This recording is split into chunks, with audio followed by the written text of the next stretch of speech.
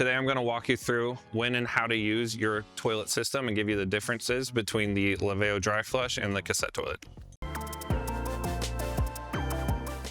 So as part of the build, we offer the cassette toilet option. It's super easy to operate. It has a top mount that swivels to wherever you desire it to be at. The way this works is it's super similar to an airplane style toilet. All you do is this gray lever right here to open it. You will just flip that forward. To close it, you will flip it backwards. You will also have the water flush system mounted right here on the wall.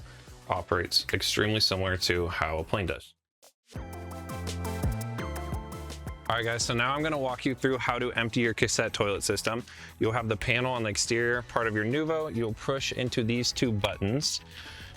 You will then pull up on this blue lever right here, lift it up, be able to pull it out. You can carry it, or conveniently, you can roll it all the way to the toilet.